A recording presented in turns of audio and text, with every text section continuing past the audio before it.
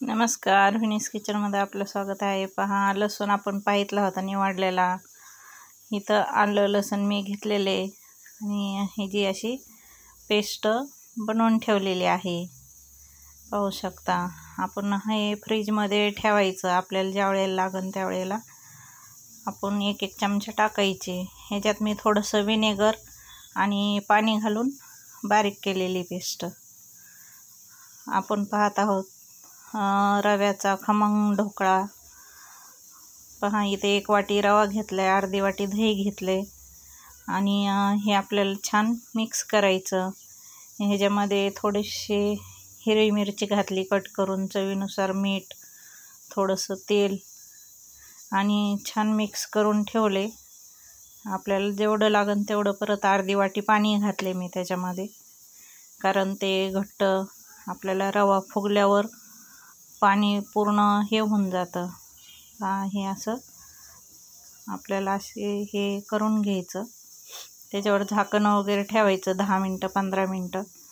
त्याच्यानंतर इथं कढईत मी पाणी घेतले आणि एक साईडची गॅसची कढई ठेवली आणि ताटामध्ये आपण हे ढोकळा बनवणार आहोत। हे पहा, आपण इथं इनो टाकलाय, थोडंसं पाणी घालायचं इनोवर आणि छान फेटून घ्यायचं। फेटून घेतले का मग एका ताटाला तेल लावून घ्यायचं आणि त्याच्यामध्ये टाकायचं। तुमच्याकडे कुकरचा डब्बा वगैरे जे असेल ते, पण ताटामध्ये कसं पटकन ढोकळा होऊन जातो, त्याच्यामुळे ताटामध्ये लावल्यावर छान होतो ढोकळा। त्याच्यामुळे मी असं ताटामध्येच लावत असते। स्टीमर वगैरे असलं तर तुम्ही त्याच्यामध्ये पण लावू शकता। वरून अशी थोडीशी लाल चटणी टाकायची भरभरून, छान आपला ढोकळा एकदम छान आणि मस्त होतो।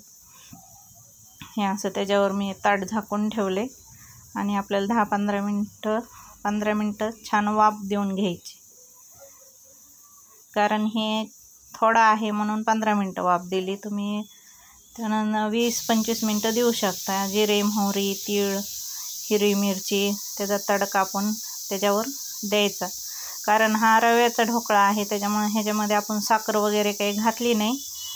बेसन पीठचा जर ढोकळा राहिला का त्याच्यामध्ये आपल्याला साखर पाणी करावं लागतं।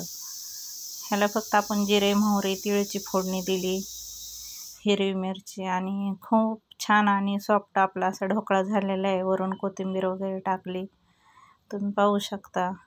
एकदम छान आपल्या वड्या निघत आहेत आणि एकदम मऊ आणि एकदम सॉफ्ट झालेले, खायला पण एकदम छान झालेला आहे। टेस्ट वगैरे मुलांना पण खूप आवडला।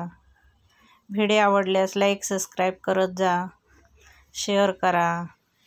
तुम्ही पण या हॉटेल ताई साहेबाला एकेस नक्की जेवायला दिंडोरीला आले तर। इथं पहा, मी वांग्याची सुकी भाजी बनवलेली आहे। वांग्याच्या उभ्या फोडी करून घेतल्या। अगोदर कांदा टोमॅटो परतून घेतलं, आलं लसूण पेस्ट, मग हे वांग्याचे असे काप करून मी त्याच्यामध्ये टाकले। छान आपण परतून चवीनुसार मीठ घालून, थोडासा हिंग, एकदम छान अशी आपली सुकी वांग्याची भाजी लागते खायला।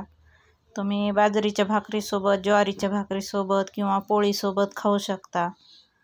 पहा, एकदम असे फक्त झाकून एक वाफ देऊनच आपण ही वांग्याची भाजी केलेली। ह्याच्यात अजिबात कुठलंही पाणी वगैरे आपण काही टाकलेलं नाही, काही नाही, आणि एकदम छान आपली अशी वांग्याची भाजी झालेली आहे। टिफिनला वगैरे पण आपण देऊ शकतो मुलांना, मिस्टरांना। शेंगदाण्याचं कूट पण एकदम मी थोडंसं टाकलेलं आहे।